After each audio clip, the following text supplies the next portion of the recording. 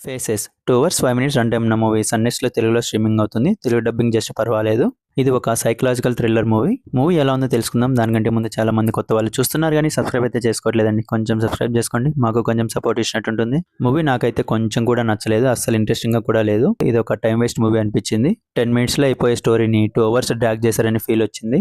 Movie starting నుంచి pre climax వరకు మొత్తం కూడా సోదే అనిపిస్తుంది. మూవీ మొత్తంలో ఎక్కడ కూడా ఒక సీన్ కూడా బాగుండదు. అసలు చూడాలని ఇంట్రెస్ట్ కూడా కలగదు. క్లైమాక్స్ లో లాస్ట్ ఒక 10 మినిట్స్ పర్వాలేదు అనిపిస్తుంది. ఫ్యామిలీతో కలిసి చూడలేము. రొమాన్స్ ఎక్కువగానే ఉంటుంది. స్టోరీ విషయానికి వస్తే మూవీ ఓపెనింగ్ సీన్ లోనే ఒక ఇంట్లో గ్యాస్ బ్లాస్ట్ జరుగుతుంది.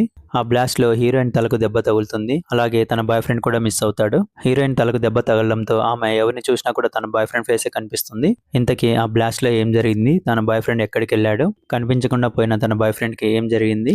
ఎవరిని చూసినా కూడా తన బాయ్ ఫ్రెండ్ ఫేసే కనిపిస్తున్న తన బాయ్ ఫ్రెండ్ ఎలా గుర్తుపడుతుంది? అసలు ఆ బ్లాస్ట్ వెనుక ఉన్న గతం ఏంటి? ఇవన్నీ తెలియాలంటే మూవీ చూడాల్సిందే. స్టోరీ లైన్ చాలా బాగుంటుంది కానీ మూవీలో ఏమాత్రం కూడా వర్కౌట్ అవ్వలేదు. ఎగ్జిక్యూషన్ చాలా వరస్ట్ గా ఉంది.